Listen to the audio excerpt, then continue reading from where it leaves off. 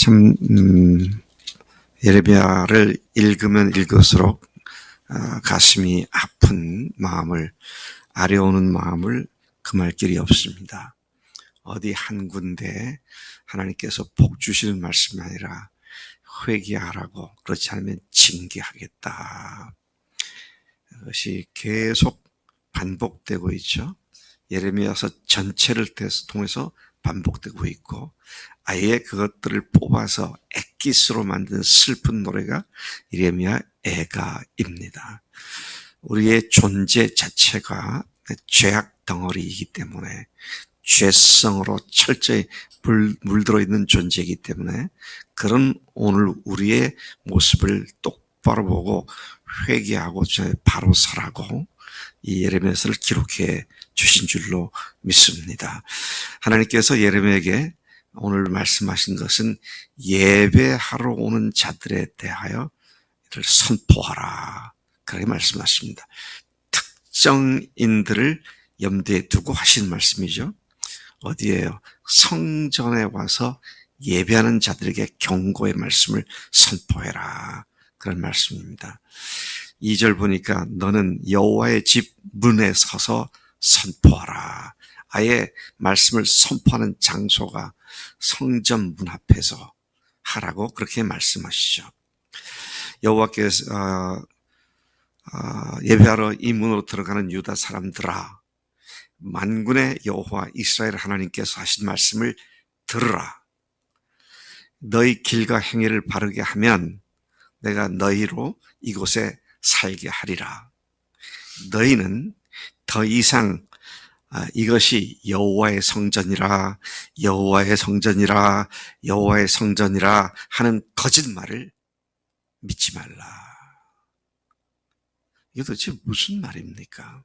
여러분, 성경, 특히 구약 히브리어에서 세 가지 같은 말을 세 번 반복한 것은 아주 강렬한 상태를 얘기하는 거죠. 그래서 거룩하다 그러면 하나님의 최고의 지극히 거룩하신 모습을 선언하는 것인데, 그러니까 여호와의 성전이다, 여호와의 성전이다, 여호와의 성전이다, 이런 말을 하는 걸 보면 거기에는 철저히 하나님이 계시고 우리는 하나님의 성전에 예배하러 나온 자들이다, 그런 의미를 강하게 내포하는 것으로 이해가 되는데, 거짓말하지 말아라. 거짓말쟁이들이다. 그렇게 주님께서 말씀을 하고 있습니다. 거짓말을 믿지 말고, 거짓말을 하지 말고, 거짓되게 행하지 말아라. 여러분, 아무개 하면 그 사람은 교회에 미친 사람이야. 새벽에도 있고 저녁에도 있고 낮에도 있고 휴일날도 물론이고 교회는 절대 빠지지 않고, 그런 사람이 믿음이 좋은 사람이죠. 꼭 그렇지 않다는 말입니다. 하나님께서는 하나님께 대한 열심을 낸다고 하면서 삶은 엉망진창이고 자기가 주인돼 사는 사람들을 향해서 거짓말쟁이들이다, 그렇게 말씀을 하시는 것입니다. 그래서 하나님께서 뭐라고 하십니까? 4절에 너희는 더 이상 이것이 여호와의 성전이라고 하지 말라고, 거짓말을 믿지 말라고. 사람들은 그렇게 말하지만 그거 다 거짓말이다. 하나님이 거하시는 곳이 어떤 곳입니까? 너희 참으로 바른 길과 행위로 이웃에게 정의를 행하고 이방인, 고아, 과부를 압제하지 않고 무죄한 자의 피를 흘리지 않고 다른 신들 뒤를 따라 화를 자초하지 않는 곳에 내가 거기 있다. 지금 하나님이 계시는 곳이 그렇게 사는 사람들 속에, 그런 공동체 속에 있다, 그런 말씀을 하십니다. 여기 특별히 다른 신들 뒤를 따른다 그랬어요. 여러분, 우리가 알지 못하는 사이에 또는 알면서도 세상 것들이 좋아 보여서 그것 따라가느라고, 그것의 마음을 뺏겨서 우상 섬기듯 음란하게 우상을 섬기듯 하나님께로부터 그 사랑의 마음을 다른 것에 주고 살아가는 이런 것들을 다 포함하는 말씀인 것이죠. 7절 말씀에 보면은요, 내가 너희를 이 성전이 있는 곳에 살게 할 것인데 이곳은 너희 조상에게 영원 묵도록 준 땅이니라. 오늘 우리가 살게 하신 땅이 어디입니까? 믿음의 공동체요. 믿음의 땅입니다. 이것은 어떻게 주셨습니까? 조상에게 준 것이 아니라 예수님을 통해서 하나님의 자신의 피와 부활의 사건을 통해서 우리에게 주신 우리 영원히 뿌리 박아야 할 그런 땅이 믿음의 땅이고 교회의 땅인 줄로 믿는데 우리가 그곳에서 어떻게 살고 있느냐. 자, 이 말씀을 지적하고 있는 말씀이죠. 8절 그러나 보라 너희가 실제로 행하고 있는 삶은 어떠하냐. 아무 근거도 없고 아무 쓸데도 없는 거짓말에 속아 그 말을 믿고 따라가는 우매한 삶을 살고 있지 않는가. 참 주님 앞에서 속고 있는 사람들의 특징 중에 하나가 막연히 뿌연 장밋빛 어린 어떤 것들이 자기에게 큰 뭘 갖다 줄 것처럼 이것저것을 쫓아다니는 사람들입니다. 참 조심해야 합니다. 우리가 예수님께서 말씀하셨죠. 친히 과실을 많이 맺게 하기 위해서 어떻게 하신다고요? 가지치기를 하신다 그랬습니다. 네. 이것저것 해서 자기를 여러 가지로 장식해 봤자 별거 아닙니다. 네. 정말 우리가 관심을 두고 깊이 파고 들어갈 건 주님 자신이시고 그 주님이 사랑하는 영혼들을 섬기고 세우는 이 일에 우리가 전문가들이 되어야 되죠. 한 영혼을 주님 앞으로 인도하는 일에 있어서 어떤 것이 방해를 주고 있는지, 이 사람의 경우는 무엇이 이 사람에게 무거운 것이고 얽매기 쉬운 죄인가 잘 파악하고 그것을 벗어날 수 있도록 잘 섬겨주는 이런 일이 우리가 철저하게 훈련돼야 할 그런 문제인 것이죠. 자, 그런데 다시 돌아가서 봅니다.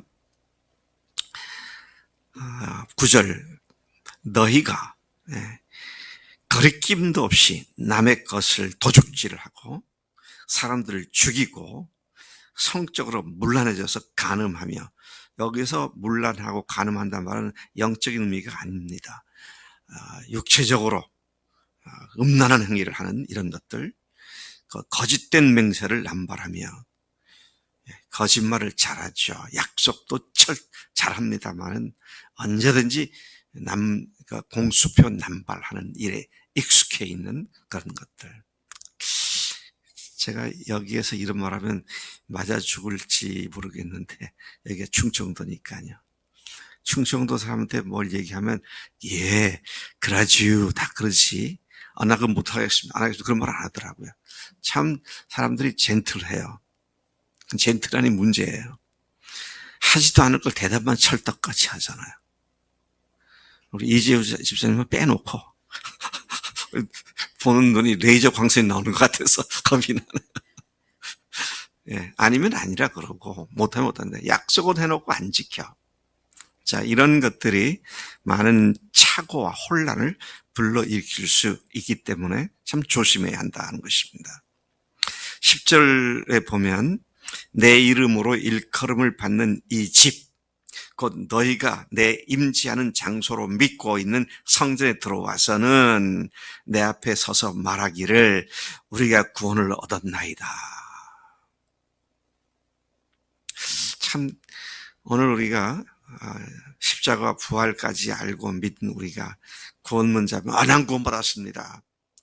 아니야. 나래야 너는 구원받지 못한 것 같아. 그러면 나래는 오늘 하루 종일 울고불고 밥도 못 먹고 그럴 것 같아. 왜? 확실히 받았으니까. 근데 이때도 그랬어, 이 사람들이요. 네? 이 사람도 그랬다고요. 행위는 개판으로 해놓고 나는 구원받았다. 참 기가 막힌 얘기가 아닐 수 없다는 것입니다. 자, 이와 같은 구원 문제까지 건드려 가면서 하나님께서 이스라엘에게 이렇게 하시는 이유가 뭐예요? 왜 이렇게 하셨어요? 회개하라고 하신 겁니다. 너희들이 사는 삶의 모습을 똑바로 보고 회개를 해라. 그런 말씀을 하고 계시는 것이죠. 그런데 뭐라 그래요? 우리가 구원을 얻었나이다 하니 이는 너희가 이 모든 가정한 일을 거리낌 없이 행하려 함이로다. 구원을 핑계 삼고 빙자해서 죄 짓는 것을 합리화시키는 이런 문제를 말씀하고 있는 것이죠.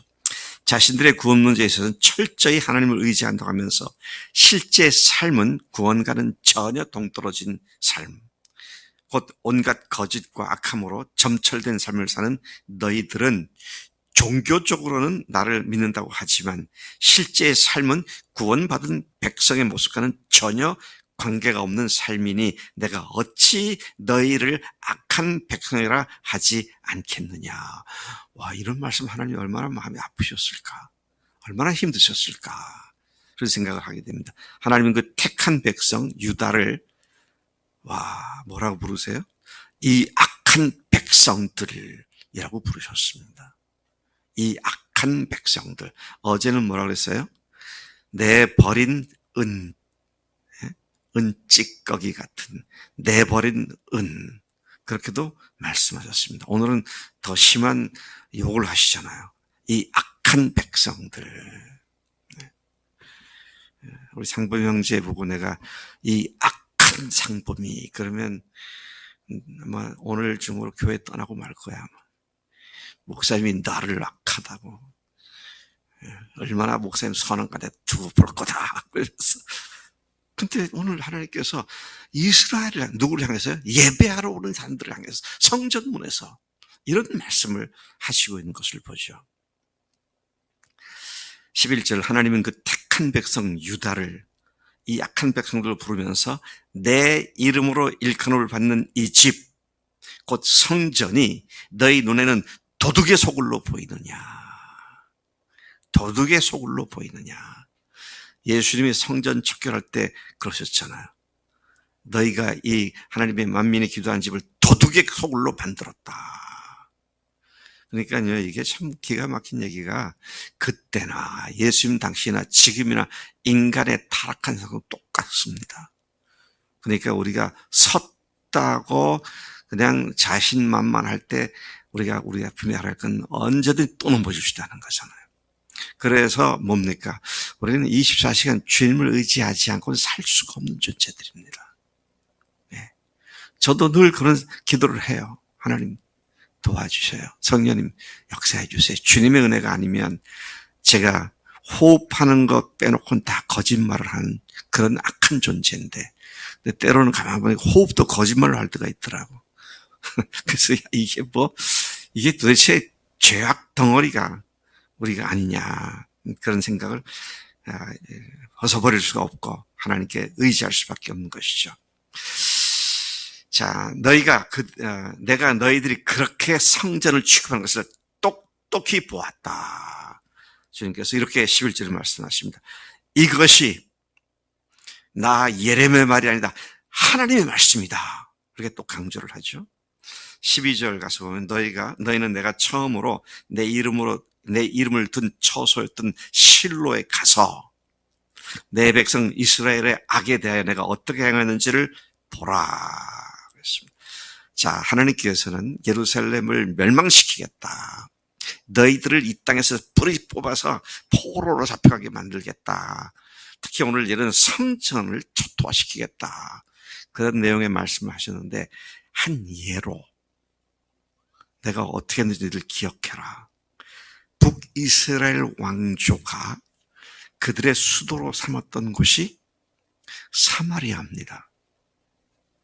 근데 그 사마리아는 어떤 곳이었어요? 원래는 실로가 그곳에 있었어요. 그 지역에 있었어요. 실로는 어떤 곳입니까? 여호수아가 이스라엘 백성들을 데리고 요단강을 건너 가나안 땅에 정착할 때 하나님의 법궤를 모신 성막을 세운 것이 실로였습니다. 내가 실로에 대해서 어떻게 했는지 똑바로 봐라 한 거예요. 지금 남왕조한테 얘기하는 겁니다. 남왕조 유다한테. 근데 그들은 그 실로에 하나님의 성막이 있던 것은 흔적조차 없어졌습니다.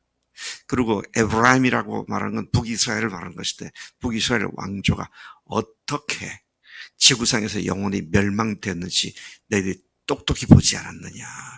내가 너희들도 그렇게 만들겠다. 지금 그 말씀을 하시면서 이미 앞서 이스라엘을 향해서 행했던 그 사례를 예로 제시하며 너희들도 똑같이 그렇게 당할 것이다.